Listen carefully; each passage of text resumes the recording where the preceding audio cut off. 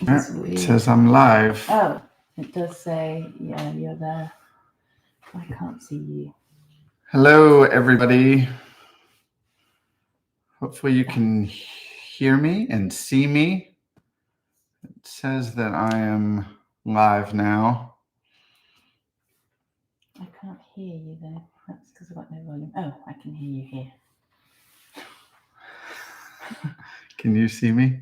Yes. Scott Dillon says, nice hat. Okay, well, I must be coming through then if you've said nice hat. Welcome, everybody.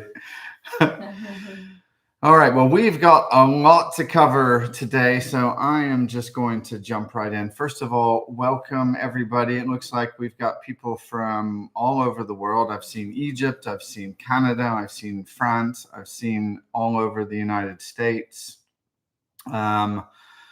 My name is James Bridges, and I am the founder of Sourdough Geeks. We've been going for 5.5 years now. We started it a few weeks into COVID lockdown. And I have been baking sourdough since 2013. So about 12 years now. My wife and I are former bakery owners. We owned the Grainwright Bakery in Louisville, Kentucky for about 3 years. And I then went on to be head baker at Haymarket by Ashbourne Farms for about 1.5 years before retiring from production baking to focus on this. So that's a little bit of background on me and what kind of qualifies me to be here talking to you all today. I think in all, I've probably baked over 100,000 loaves of sourdough. And today we're going to be talking about starter, and there are many ways to maintain it, but I'm just going to share with you today what works best for me. So we're going to try and simplify it and just make it as easy as possible for you. Can you just let people know I'm here? Otherwise it would be freaky. Yes. And also, hopefully you can hear my wife, Claire. She is just off camera, and she is here to field questions for me as they come in through the chat. Can everybody hear Claire? Hello. And okay, so awesome. Thank you, Scott. Thank you, Madcom. Thank you, everyone. Awesome. And we're going to do questions at the end of each section. We are going to do questions at the end of each section so that they don't get completely buried. Right. So first, before we jump into this, I want to clear up a little bit of confusion about different types of starter. We hear a lot about liquid starter versus stiff starter. Sweet stiff starter is another one that we hear about a lot. Generally speaking, liquid starter is starter that's kept at 100% hydration. That means equal parts flour and water.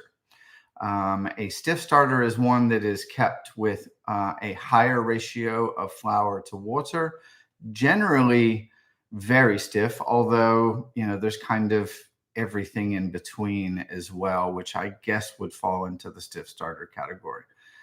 There's also liquid starters that have way more water than flour in them as well. But for the purposes of today, I'm not really going to go into that because that's not something that you'll typically see in use with home bakers.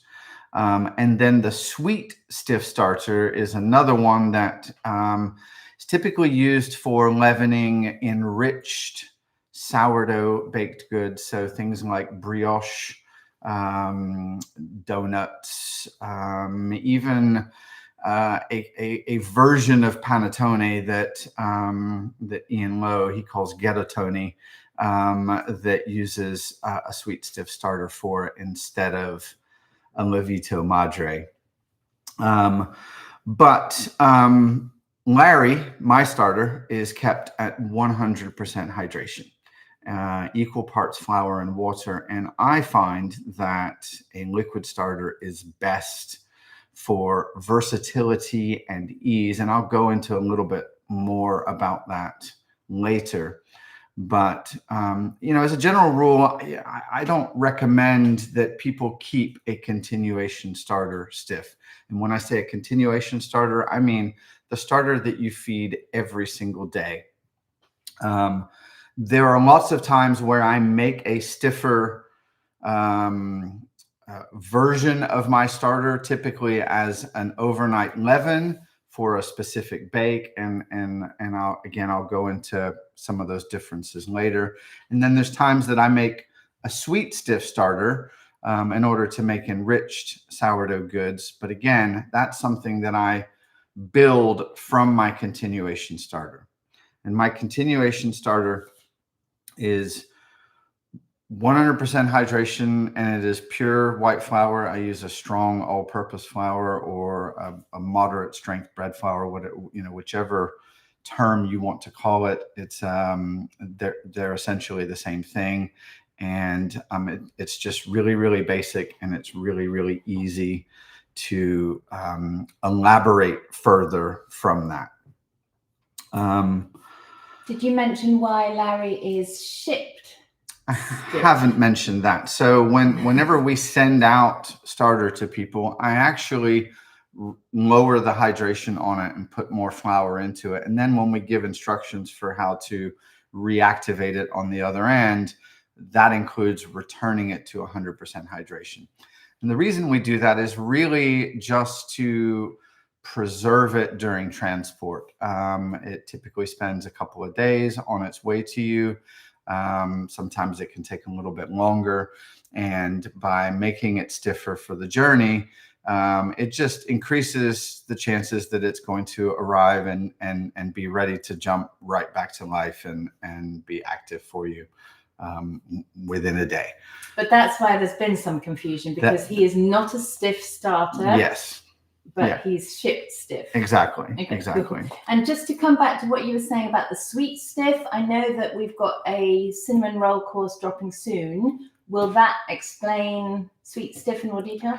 It will. And there's a link in that course that will take you to, if you really want to go down the rabbit hole and learn all about the scientific reasons for and how and why with the sweet stiff starter, then it's the invention of a baker named Ian Lowe, who I'm a big fan of. And so there's a link to him explaining all about the how and the why of it. That if you really want to geek out over it, then you can follow that along.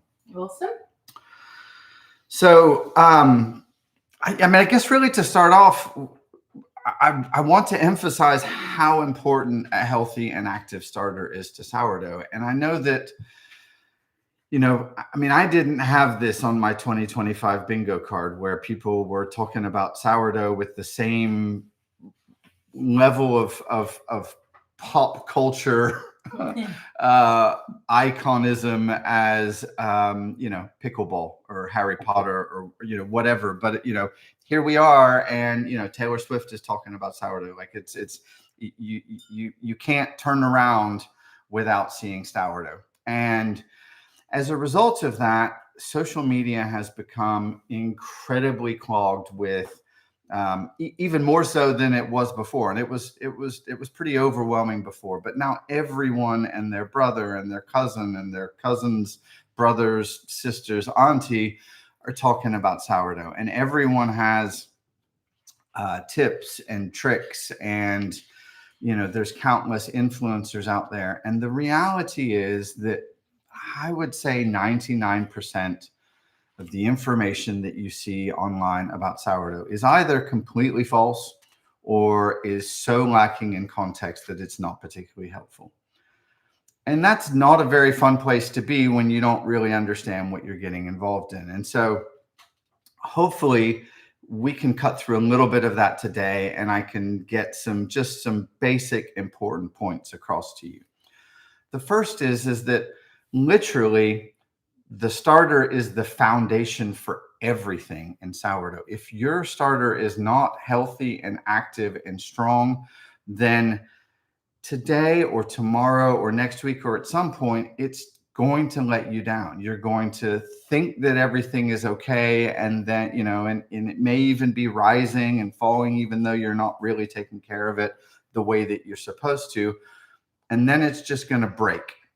And really that breakage happens over weeks and months, but it manifests itself in a bake not coming out the way it's supposed to.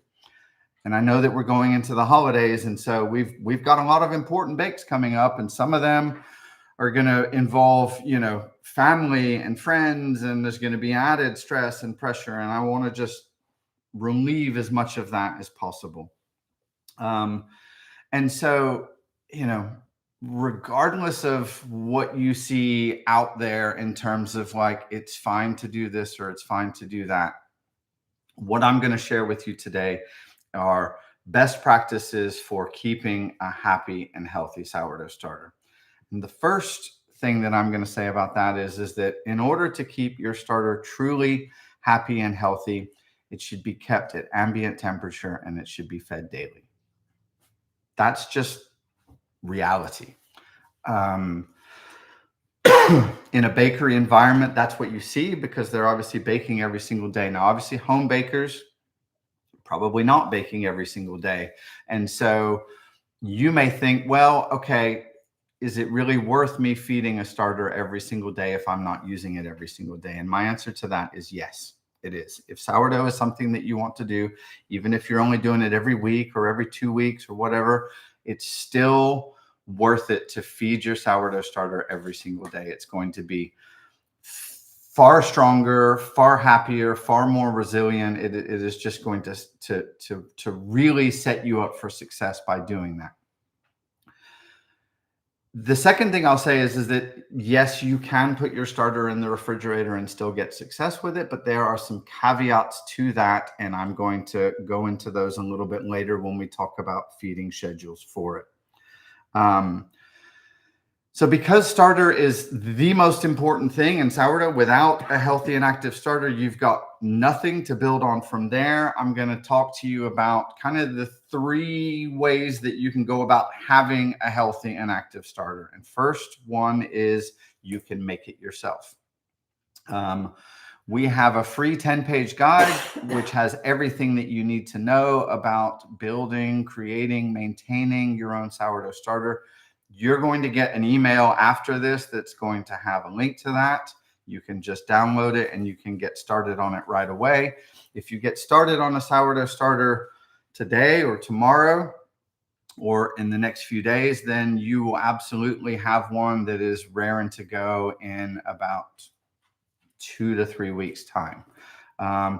The more you feed it and continue to maintain it, the more mature and the more predictable it will become. And, I would say that somewhere between 1 to 3 months into feeding it daily, you'll kind of reach a level of stability and maturity that you won't have after 2 or 3 weeks. But you can absolutely get started on one now and be ready to go for the holidays. The second way that you can get one is to go to a local bakery and to ask them for one. Most of the time, a bakery will just give you sourdough starter. Now, I'm gonna attach a caveat to that and say that you want to make sure that you're getting a starter from a bakery that makes the kind of sourdough bread that you want to eat. Like if you've got a bakery near you and they make amazing sourdough bread and you're like, I want to be able to make bread like this, absolutely get a starter from them.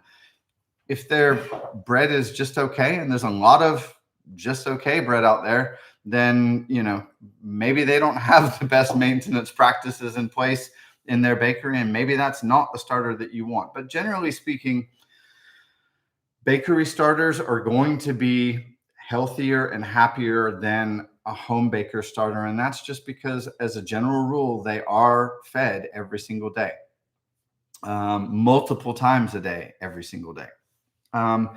And then the last way that you can make sure that you've got a happy and healthy starter is to buy one from us. And you're also going to get a discount to buy your own Larry Levin from us as a result of this. And so, check the email that you're going to get afterwards. I will say that it is only available for our US audience at the moment because it's shipped live and we can't get it internationally to you in time and still cover the cost of the shipping. In terms of a guarantee, we've sold a lot of starter, and I've yet to have a single person unhappy with it. In fact, Tom Kukuza from the Sourdough Journey, he ended up buying one, called it the strongest sourdough starter he's ever used. For me, it's just my starter. It's the starter that I've had for the past 8 years now.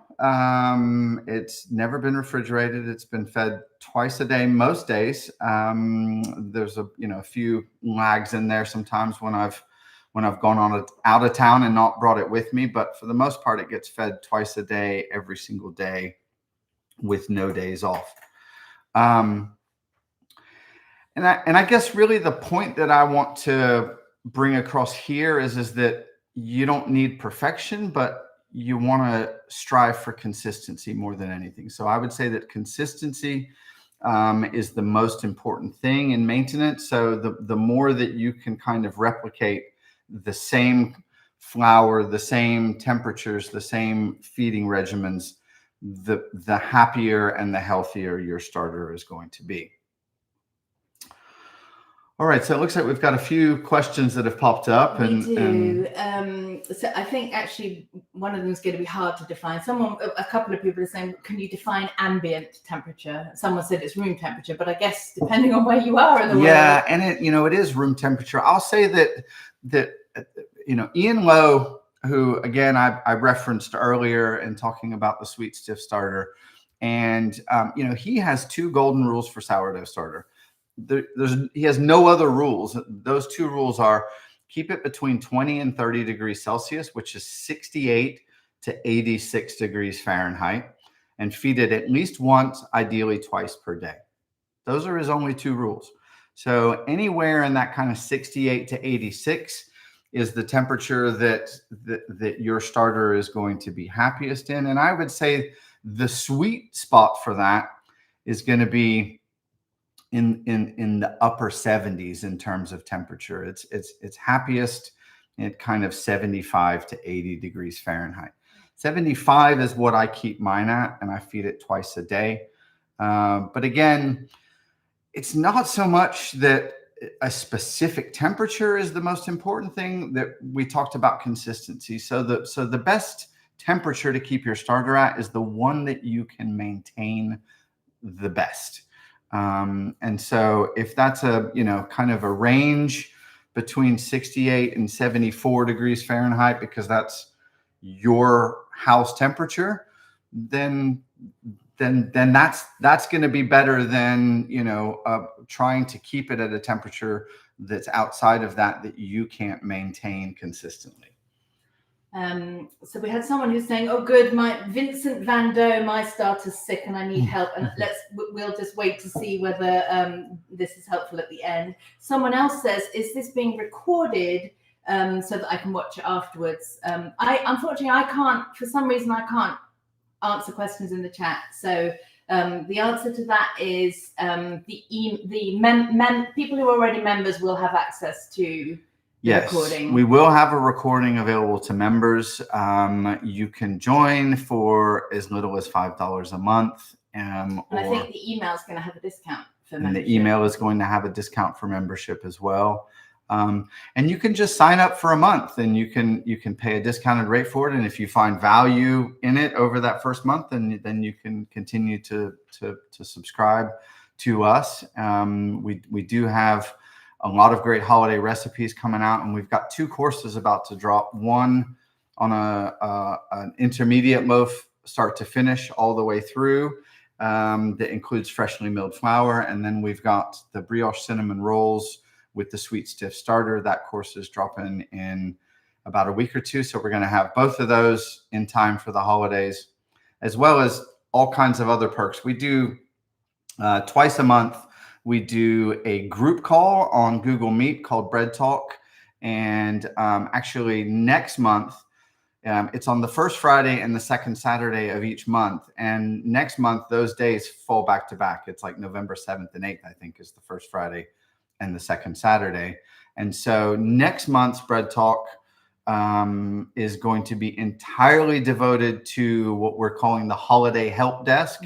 And we're going to be answering your holiday bake questions, problems, troubleshooting in real time over next month's Bread Talk. So there's lots of value in joining, including getting a recording of this afterwards. So check the email and sign up for that, even if just for a month. And if you find value in it, then maybe we'll see you for longer. And so there's lots of questions, saying, how do I handle all my discard if I'm feeding daily, and someone else I'm feeding twice a day, and asking about peak, all this kind of thing. And I'm thinking, actually, why don't we crack on and see? Someone else is saying, won't Larry just morph once it's been in my house with my, Okay, well, I'm gonna answer that last one, and the reality is no, Larry's not just gonna morph, and that's one of the bits of misinformation that kind of gets proliferated out there. And there is some truth to the fact that when you put a starter into a new environment,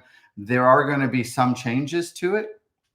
However, what they found through research now is that long established starters that have a dominant species of yeast and bacteria tend to maintain those dominant species of yeast and bacteria for successive generations, despite what happens to the starter. So yes, there may be some novel species that get introduced into it, but for the most part, we talk about how different sourdough starters are from person to person. We don't talk enough about how similar they are as well. And the reality is that no matter where in the world you are, that when you follow the same fermentation parameters, sourdough is mostly the same.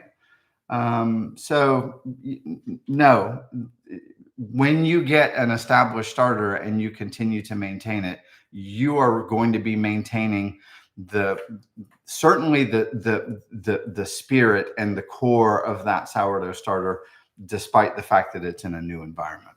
Awesome. So a lot of your questions that are coming through now will probably get answered in the next few sections, because we're going to do flour choices, we're going to do ambient versus fridge storage, we're looking at hydration type, ideal temperature ranges, ratios and frequency of feeding, all that stuff. So just bear with us. Let's crack on. Yeah, and so in terms of flour choices, and I already kind of touched on this, I use plain refined flour for my continuation starter. There's lots of times that if I'm making a loaf of bread that has a much higher percentage of whole wheat in it, and I don't really want to just bring white flour from the starter into it, I'll make a specific leaven where I'll feed from my continuation starter, and I'll add,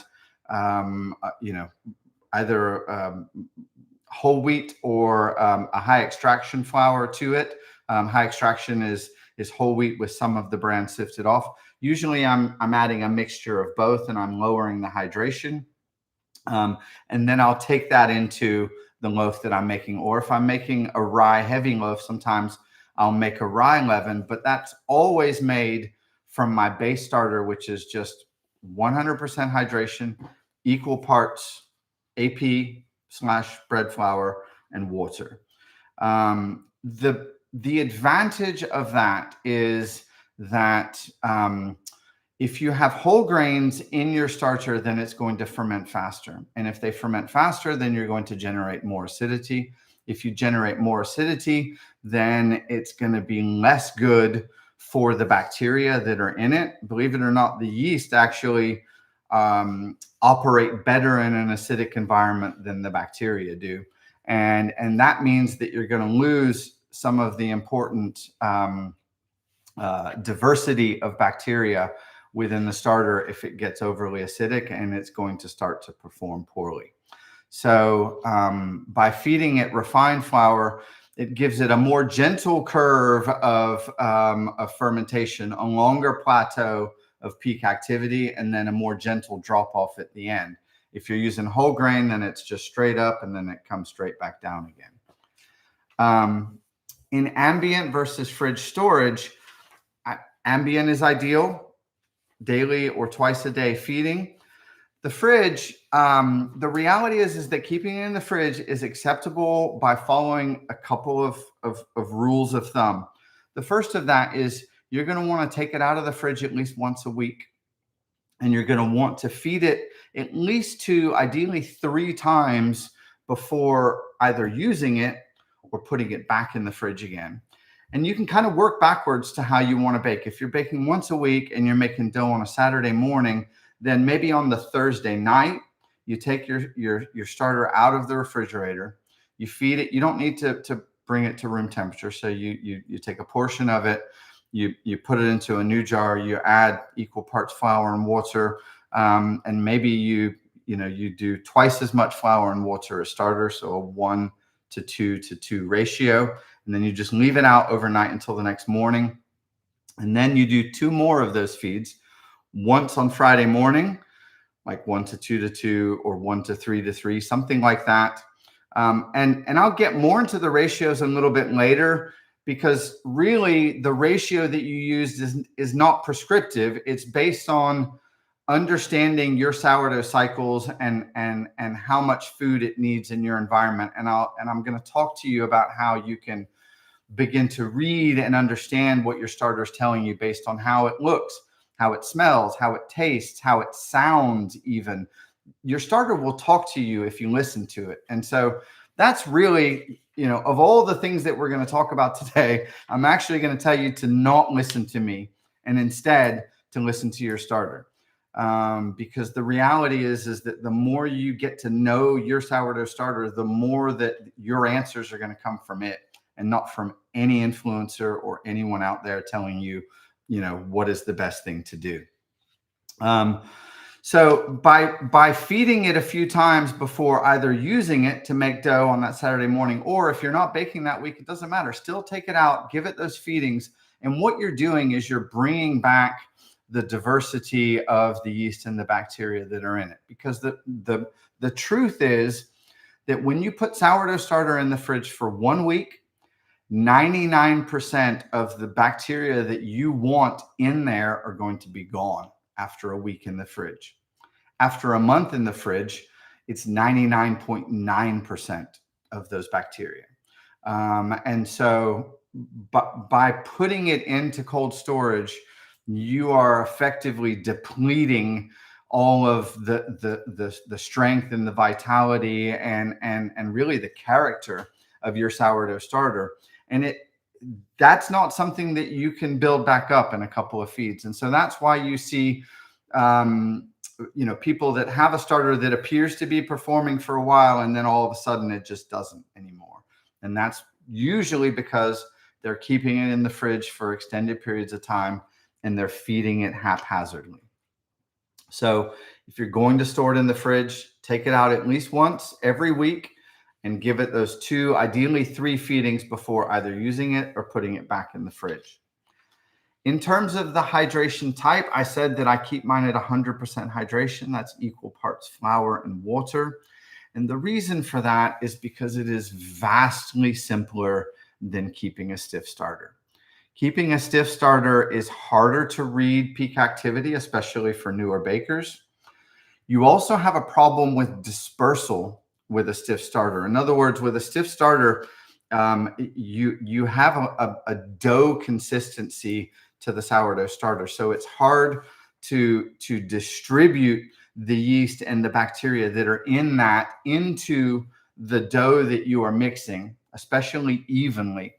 Ideally, you need a mixer in order to maintain a stiff starter. And even with that, you're going to have some dispersal problems. However, when you keep it at 100% hydration, which is a more liquid consistency, it's going to dissolve much more effectively into the water. Those yeast and the bacteria, they're just going to go everywhere in the water that you add to it. And then when you add flour and mix it into dough, you're going to have a nice even dispersal and distribution of the yeast and the bacteria.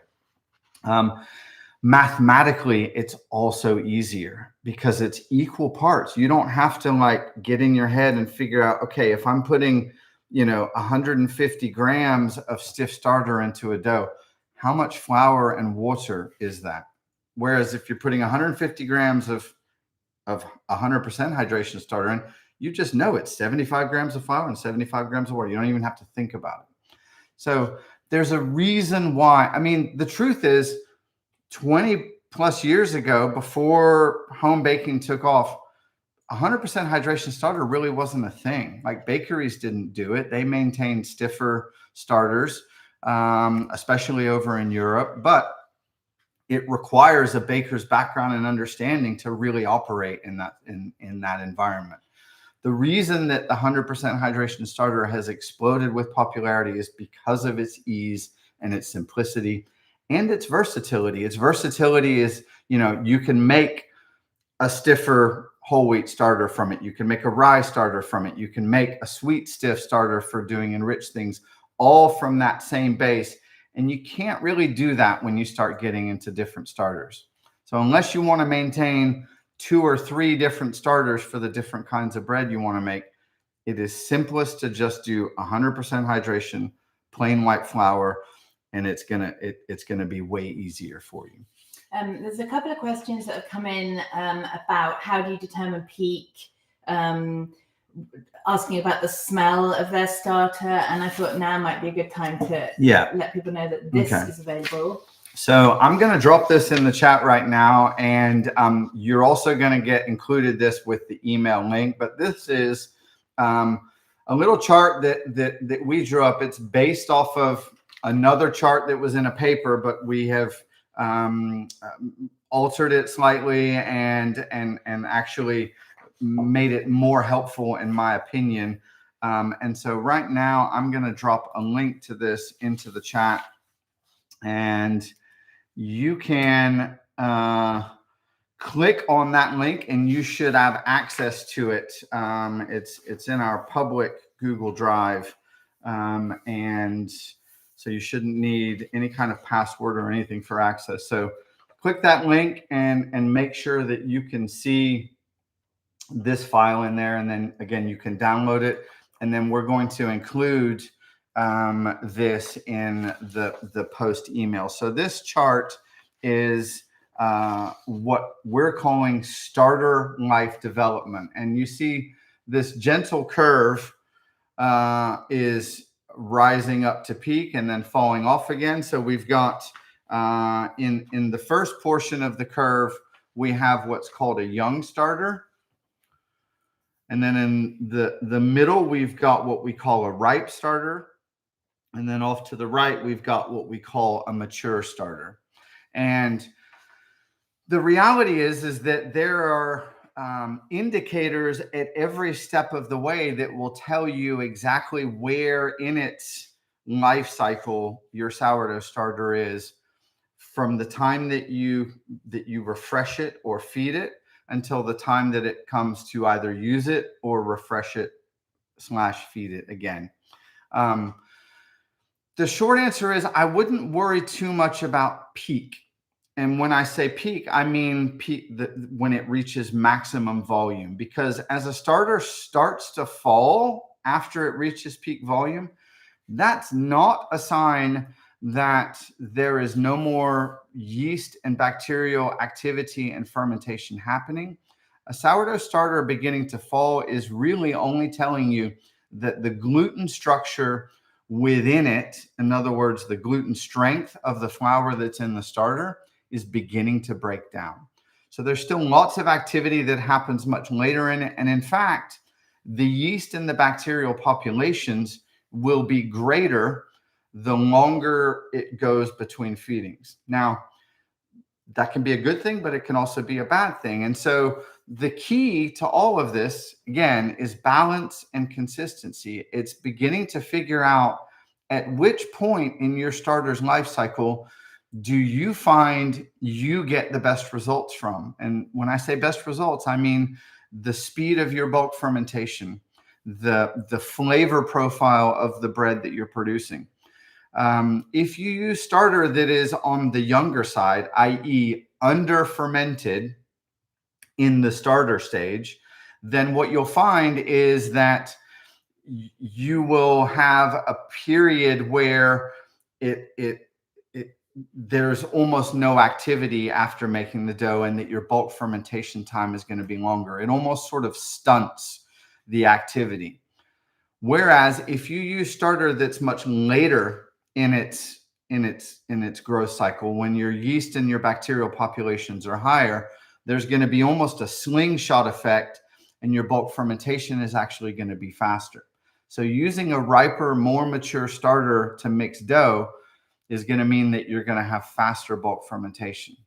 But the downside is that you're going to have greater acidity, which is going to mean that in that bulk fermentation, things are going to go south faster as well. So that period at the end of bulk fermentation where you're trying to judge it, you're going to have gluten breakdown occurring sooner, and it's a narrower window of opportunity. So that's why we say that, in terms of consistency, that it's best to try and catch it within that window of peak. But I want to talk to you about peak activity versus peak volume, because peak volume doesn't equal peak activity. Peak activity is a time when, generally speaking, it has already reached peak volume. It's no longer domed and is flattened. It may even be slightly starting to fall. For me, the aroma and the taste here is dominated by sweet and sour, buttermilk, yogurt, lactic. It does have a booziness to it, but it's one that is slightly floral or fruity. Think pale ale, white wine, maybe even slightly hoppy, because we're getting a little bit of that. We're getting a little bit of those citrus notes from the acetic acid that are coming in. Acetic acid and lactic acid are both being produced by the bacteria. The lactic acid is the one that's going to taste yogurty, more like buttermilk. The acetic acid is more aroma, and that's where we're going to get that citrus or that piney from. The sounds of ripe starter are like Rice Krispies when the milk hits the bowl, that snap, crackle, and pop. As you pull the spoon through it, you should hear those bubbles popping. It's frothy, it's bubbly, it's alive. And the feel of that spoon in it, you should feel a little bit of resistance. So it still has some elasticity, but it should be quite stringy, and you can actually see that gluten webbing just underneath the surface. Then as it continues to get more mature, that taste goes from sweet and sour to sharp and vinegary and even slightly caustic, like burns your tongue. The smell becomes more gluey, more chemical, more boozy, like hard spirits boozy. It becomes more foamy, and the bubbles get smaller on the surface. Almost looks like a melted milkshake. And it has minimal elasticity. At this point, it's quite liquidy and is moving more towards an almost kind of wet sand consistency, but really, really wet sand consistency. And then on the younger end, from when you first mix it up until it begins to hit that ripeness, that's raw and floury. It's the smell is pasty, almost like wet paper. It's incredibly thick and elastic, so it's got a lot of resistance to stirring, and it looks dead. Like there's it's almost like putty as you're stirring it. So the more that you can kind of become familiar with those sensory cues, the better you're going to be at judging exactly where it is in its cycle. And then the more that you can begin to experiment to really time the way that you feed it and how much flour and water that you feed it. We're gonna go into the feed ratios in just a minute. And again, Ian says it doesn't really matter what ratio you feed it as long as you feed it at least once or twice a day. The caveat to that is that you don't want to be overfeeding or underfeeding your sourdough starter. And so these are some signs that you are underfeeding it. So in other words, you're not giving it enough food at a time, or you're not giving it enough food. You're not feeding it as frequently as you should be. So if it's completely collapsed before you feed it again, then you probably need to be feeding it more often or giving it a little bit more food when you do feed it. If it's runny and foamy and you've got that vinegary, almost rubbing alcohol smell to it, then you're leaving it too long between feedings, and or you're not giving it enough food at each feeding. Signs of overfeeding are that you're getting those tasting notes from the young side of it, that it smells like raw flour, that it's really thick, or that it's your bread is slow to rise. That's an example of, okay, I need to let my starter develop further and to fully ferment before I mix my dough. And then the healthy starter signs, the kind of sweet spot that we want to be in, the top of that bell curve, is that floral, that beery wine, sort of fruity aroma to it, but that it's got that kind of lactic tang behind it, that buttermilk tang behind it, and that we've got those bubbling sounds and that stringy texture. It should feel light and alive as you push your spoon through it. So to kind of talk about those in terms of ratios and temperatures, if your ambient temperature is on the colder side, and we're moving into the colder period of year right now, and so our starters know that, and their activity is going to drop down. Even when we keep them a little bit warmer than ambient temperature, it's almost like there's an understanding that we're moving into the winter months, and things are going to be a little bit more sluggish. But in those colder temperatures in kind of 68 to 70 degrees Fahrenheit, that's the kind of temperature range that I would say you're fine to feed that sourdough starter once every 24 hours, but to give it a larger amount of flour and water, like a 1:5 ratio. So for every 10 grams of continuation starter, you'd be giving that 50 grams of flour and 50 grams of water. And that should get you through a 24-hour period. That being said, personally, I would rather feed that twice at a lower ratio, because frequency is more important than ratio in terms of starter health and vitality. So, there are times when I do just feed it once a day and I give it more flour and water, but my preference is always to lower the ratio, which equals a higher inoculation rate, and to feed it more often. So at that cooler temperature, I might do an equal parts, just 1 to 1 to 1, but I would do that twice a day, or I might do 1 to 2 to 2. And the ratio that I use really kind of depends on me using my senses to, watch what the starter does, to listen to it, to smell it, to occasionally even taste it, and just kind of see what it's telling me, and then to adjust how I feed it and how often I feed it to respond to that. Respond to what the starter is telling you. Try and keep those feed times to around about the same time each day.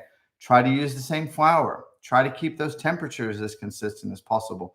The more that you can be consistent with those variables, the better the information that you're going to get from the starter about whether you're feeding it too much or not enough. As you start to get into those warmer temperatures, the low to mid 70s, I would say you're better off feeding it at least twice a day in that 1 to 2 to 2 to 1 to 3 to 3 range. That's what I keep mine at, 75 degrees Fahrenheit. I typically feed it 1 to 2 to 2 in the morning, 1 to 3 to 3 at night. That's what I figured out that works best in my environment with my flour and my starter, and it's pretty much always happy.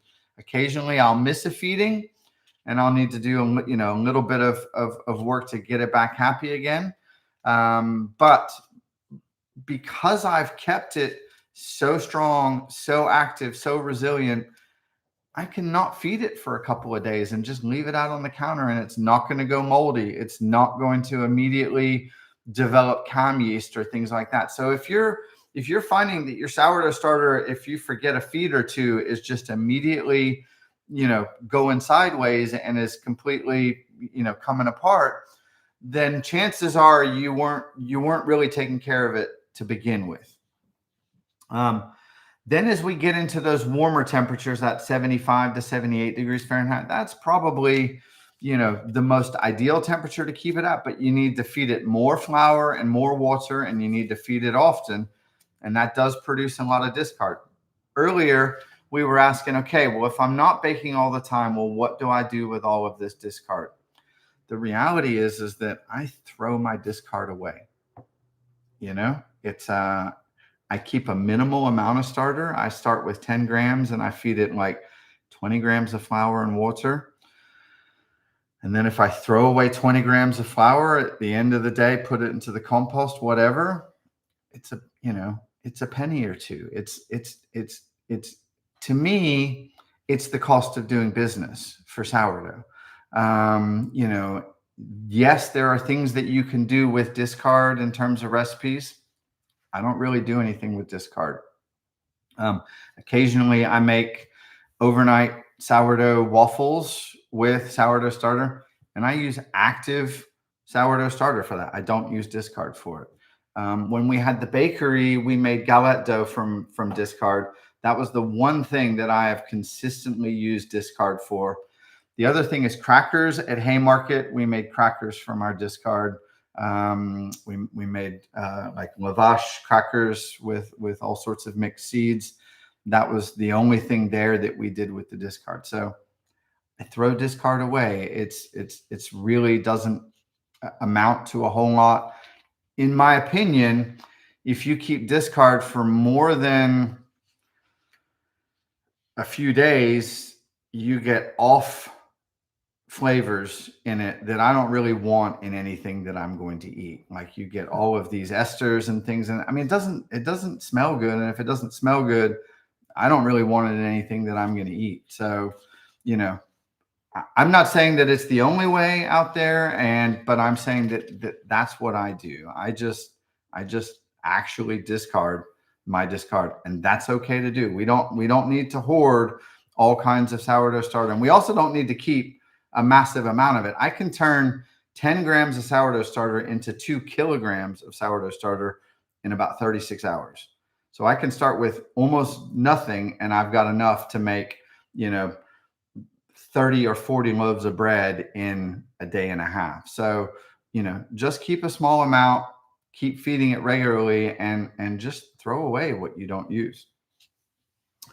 Timing is everything with sourdough. So the more you pay attention to your starter, the more that you're going to start to realize what its patterns are and begin to know exactly, okay, if I want to make dough in the morning, you'll know based on your sort of standard overnight temperature in your house that if I do an overnight leaven and I feed it at like 1 to 4 to 4, then at 8 in the morning when I go to make dough, I'm going to have starter that's nicely in that peak window of it's reached full volume, it's flattened out a bit, it's got those aroma and tasting notes to it, and I just absolutely know what to expect from bread that day.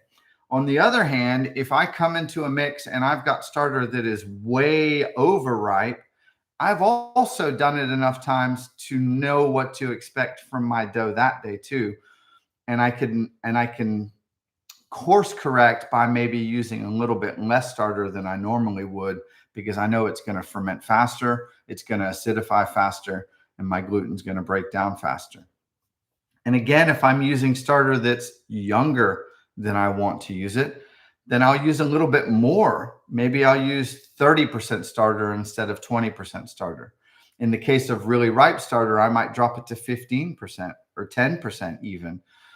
And then you begin to get a catalog of understanding what more starter does, what less starter does, what using it in various times of stages in its cycle does to your finished bread. And then you can begin to figure out what's best for you. And a lot of people say, well, I like bread to be more sour, and so that's why I abuse my starter. And the truth is, there's lots of things that you can do to make your bread more sour that don't involve not feeding your starter regularly.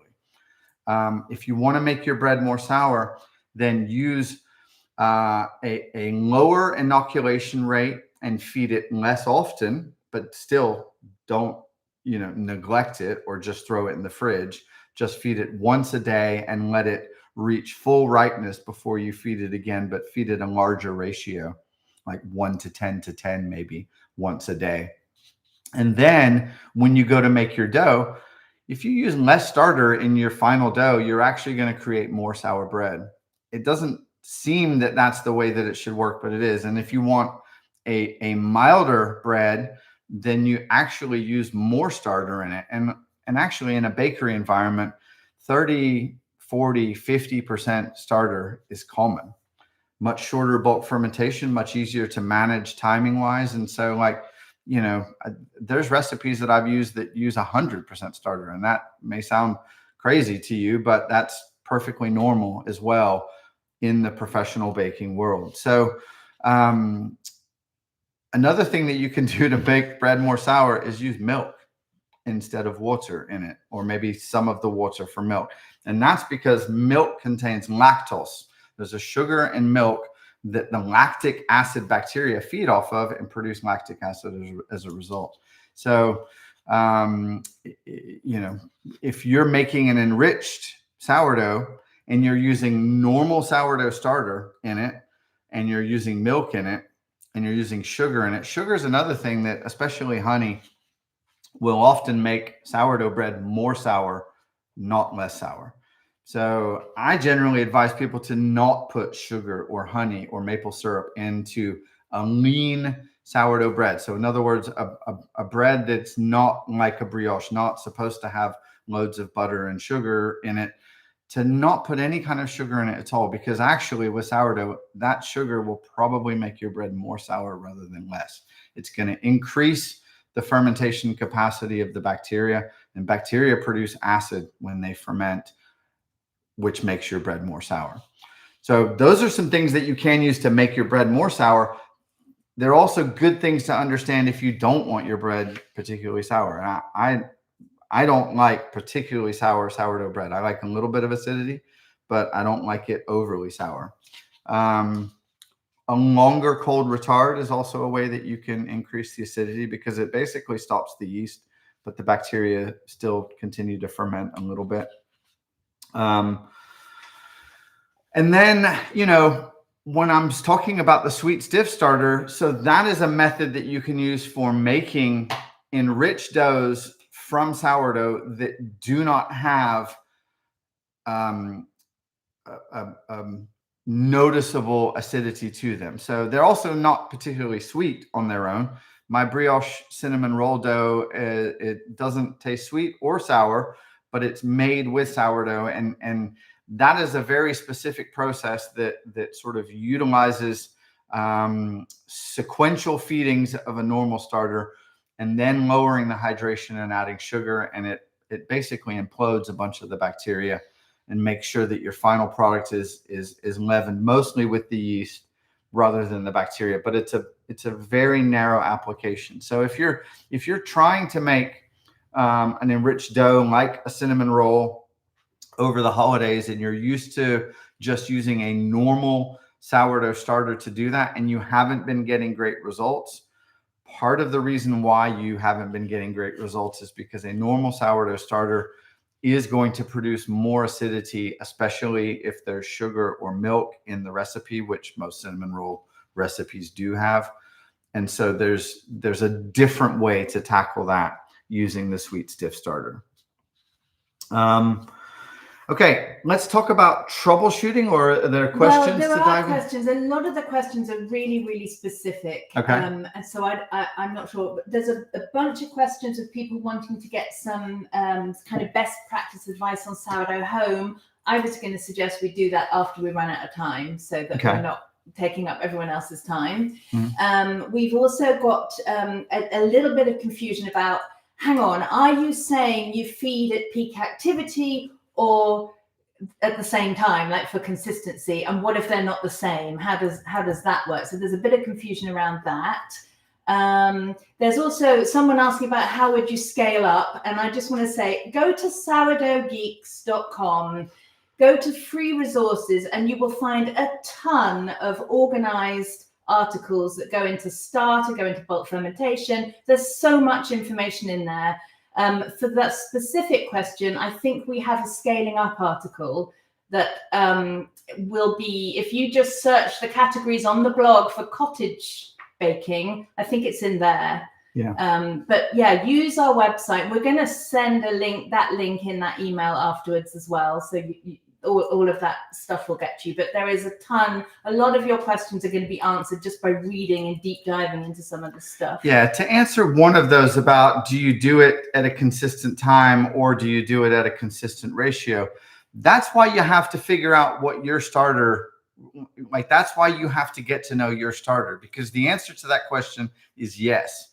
You know, but you have to figure out, like, if I feed it 1 to 2 to 2, how long does it take to get to peak activity?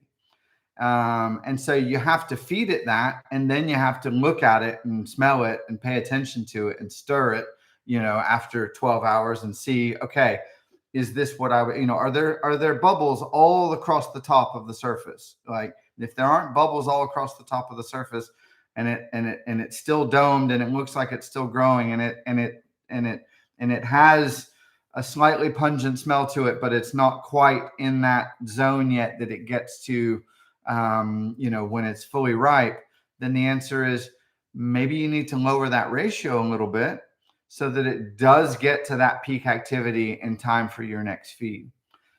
If you find that it's already, you know, crashing down again and has reached that mature stage where it's become more vinegary and metallic smelling and is really sharp to taste, and you haven't fed it yet, then that's a good sign that, okay, I probably should have given it a little bit more food, or I probably should have fed it a little bit earlier.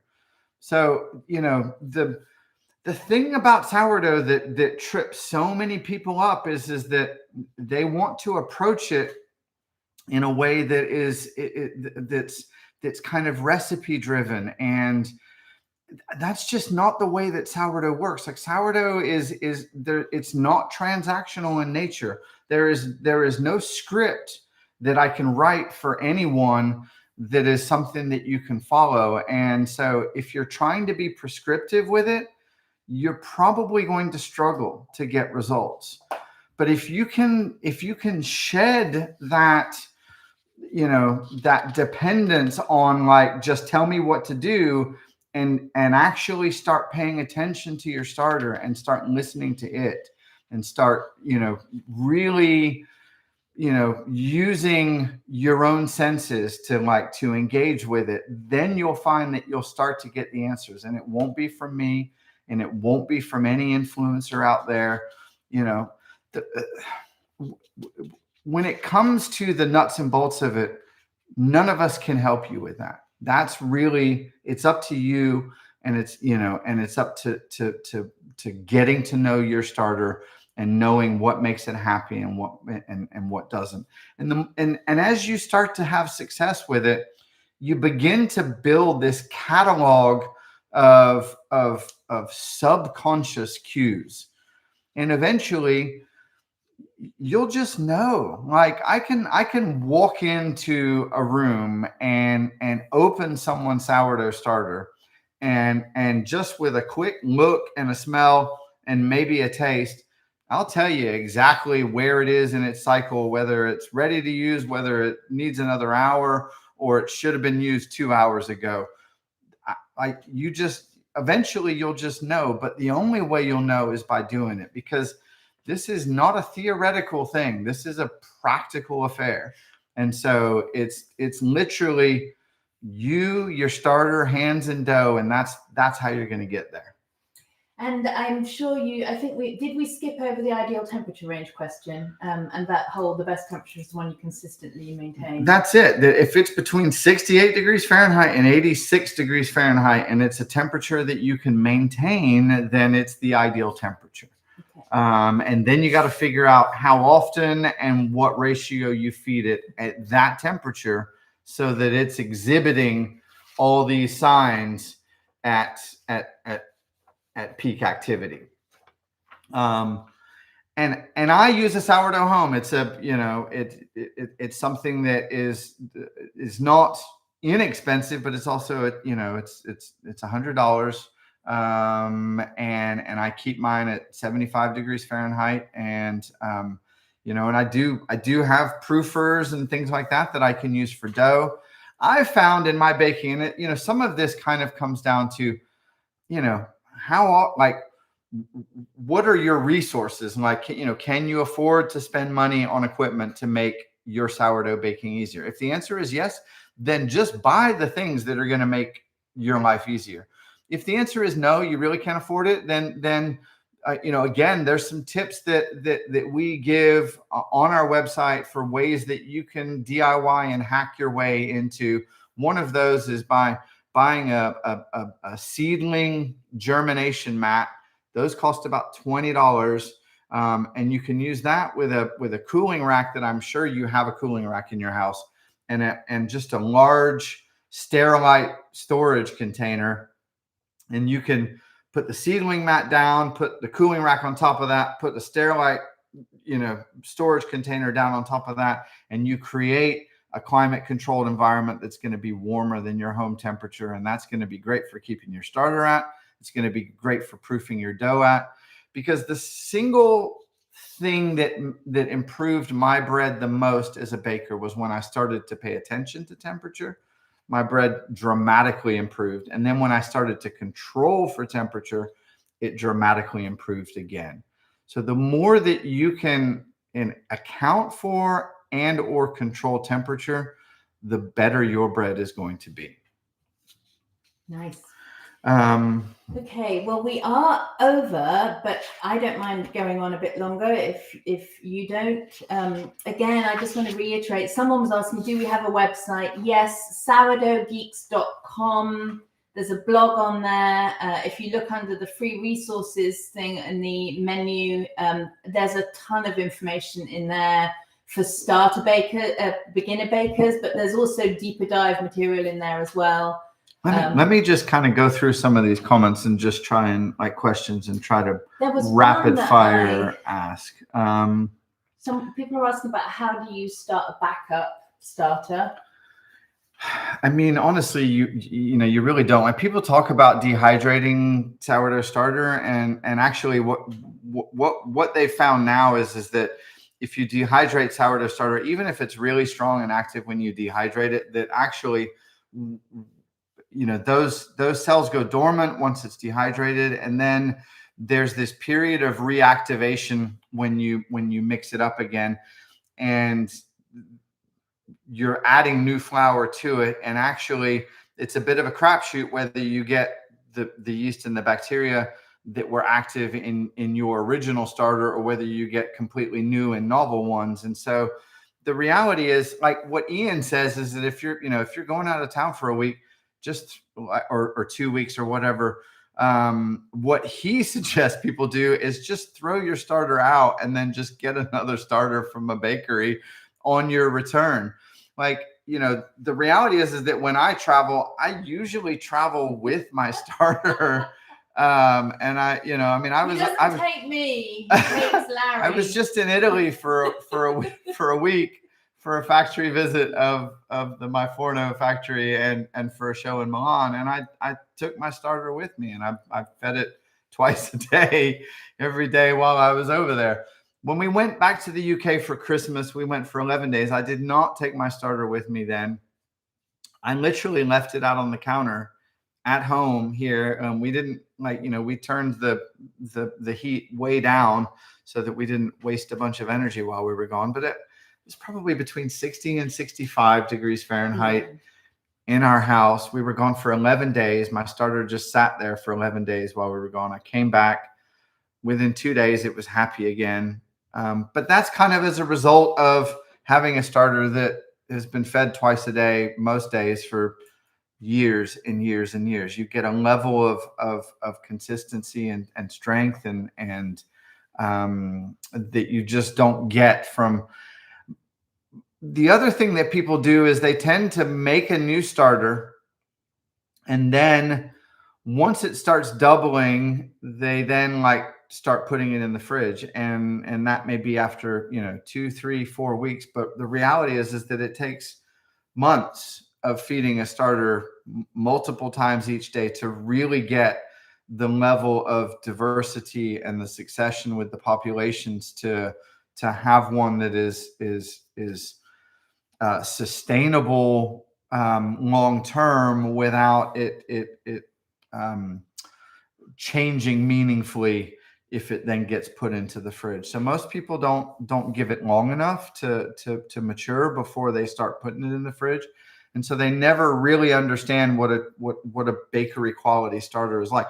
That's why when people buy a sourdough starter from us, they're generally pretty amazed at just how much better it is than what they've been using. Like I would say that half the starters that we sell, I end up getting some kind of message from someone either on Facebook or an email just saying, "Oh my God, I had no idea how how much better it could have been."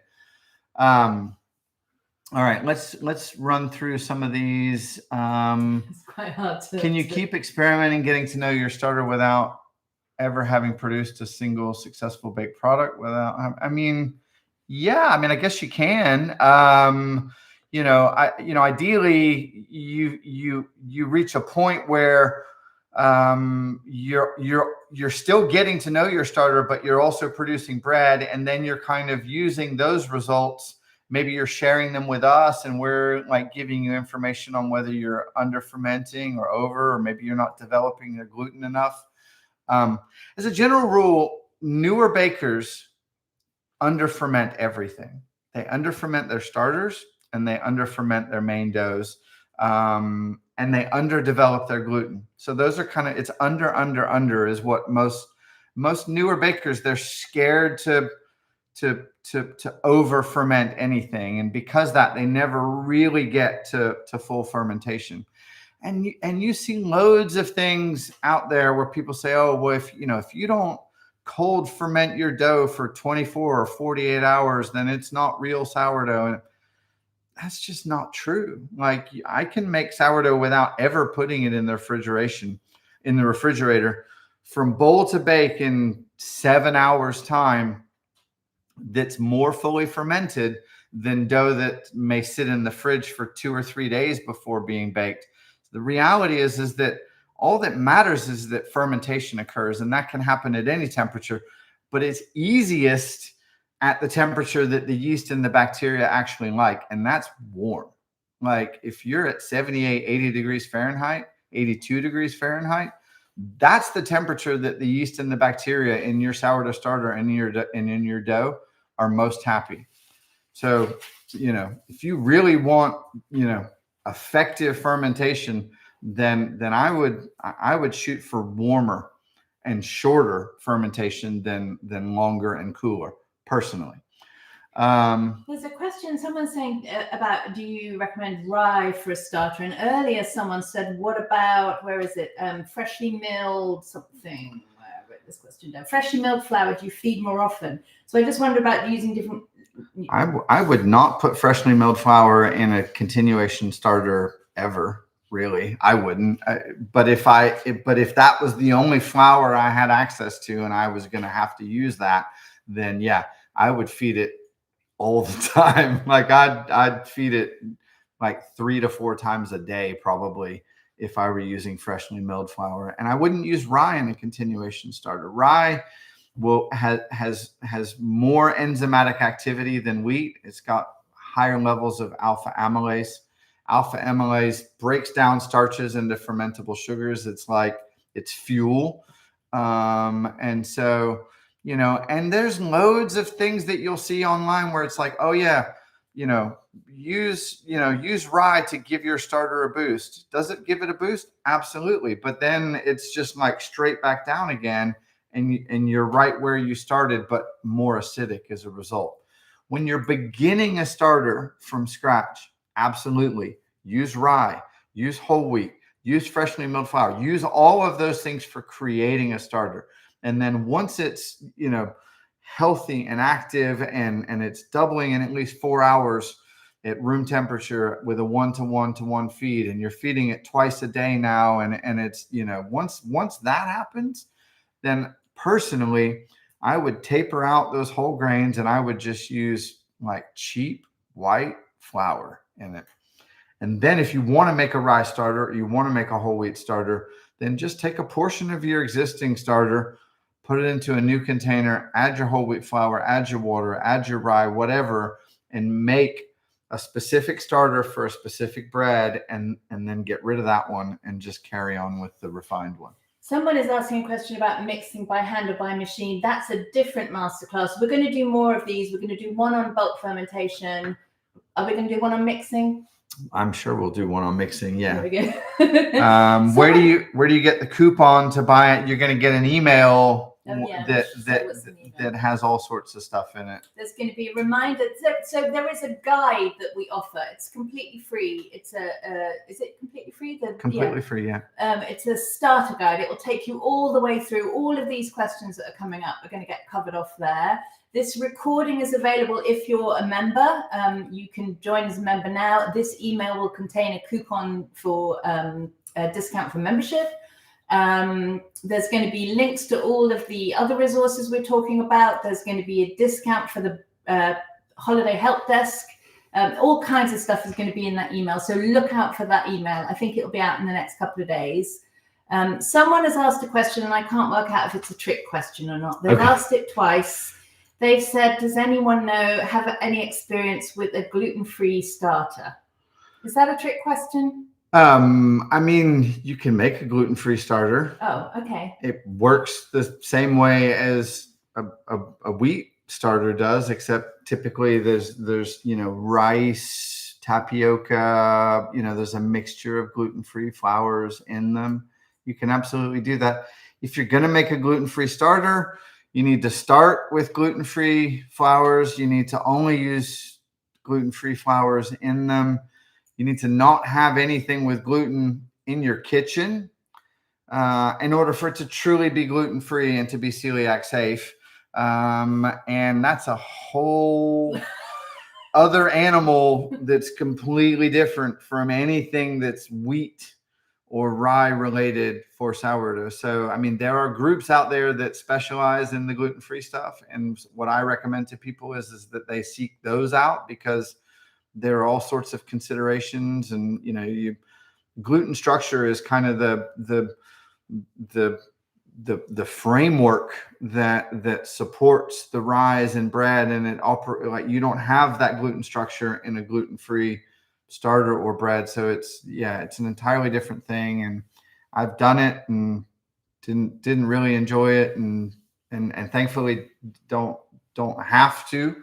And so decided that it was best for me to just stick to what I do know and what I do best. So I don't have any other advice on gluten-free other than to find your people. And yeah. Patricia's saying she doesn't see the link to the chart. It's in the chat somewhere, but we'll put it in the email. I'll drop it again. Okay. And the link for the coupon, Patricia, is going to be in the email. So just watch out for the email. Wildflower and Whisk is just asking for clarification. Are you saying no to freshly milled flour to feed your starter because of extra maintenance or another reason? Yeah. I mean, again, it's, I guess my question is, what are you trying to achieve by using freshly milled flour in your continuation starter? The benefits of freshly milled flour are not nutritional, despite what people say. The benefits of freshly milled flour are flavor. And if it's just continuation starter that's mostly being thrown away, that's not actually going to be present in the thing that you're eating, then you're not getting any benefits of flavor from that. So, and there's all kinds of, there's nonsense out there about, once you mill, wheat berries, within 24 hours, they start degrading. It's not true. It's, there is some degradation that happens over a period of months, but it's gradual. And, I would actually say, I would counter by saying that you are better off buying stone milled flour from a reputable mill like Janie's Mill in Illinois that uses an Ensco, a Danish Ensco stone mill that mills way finer than any home mill can, and just using their flour entirely rather than trying to put freshly milled, because they do freshly mill. Like that, when you buy flour from Janie's Mill, it's been milled in, usually the few days before they ship it out to you. So you're going to be using it incredibly fresh. So I would say better to use higher quality flour that's milled by a professional than it is to mill it yourself. Unless it's a case of like you're in a rural area that you don't really have access to, flour from someone like Janie's Mill without, paying extremely high shipping costs, and you want to store them in wheat berries because you can buy them in bulk and they keep for longer. There's niche cases where I would say that milling it yourself is better than buying a good quality stone milled flour from someone like Janie's, but they're niche cases. For the most part, you're better off not even milling it yourself, and buying it from someone that really knows how to mill, and then making amazing bread from that instead. There was another off-topic question. Is it true dairy products should be scalded before adding to dough? Again, go to sourdoughgeeks.com. There is a fantastic article on the blog on inclusions and all the kind of things that you want to do with inclusions. There is some stuff with scalding milk in terms of what it does to the proteins. It denatures them, and that affect fermentation one way or another. But in practice, I would say not really. Like we never used to do it at the bakery when we made our potato buns, which had milk was the only liquid in those. So if you have enough leavening power in the dough, then it doesn't really matter whether you scald it or not. So I think someone's asked, can you send the link to the chart? And yes, you'll get that in the follow-up email. So you'll get loads of stuff in the follow-up email. The link for the website is probably in this Sourdough Geeks. It's just sourdoughgeeks.com. Yeah. Someone's asked bleached versus unbleached flour. I use unbleached personally.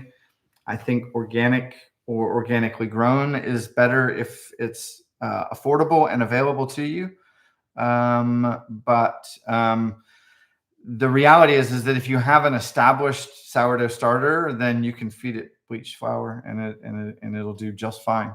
So don't feel like you absolutely have to, if bleached flour is what you have access to and is what you can reasonably afford for making bread and feeding your family, then don't be bullied into thinking that you're doing something wrong by doing that. It's still going to be better and better for you than any bread that you can buy in a store. Yeah. And if you still have questions, go and get the starter guide. It's free. Yeah. And look at the free resources on the website. All right. All right. Thank you so much. Thank you, everyone. For all your questions. It's been great. All right. Bye. Bye.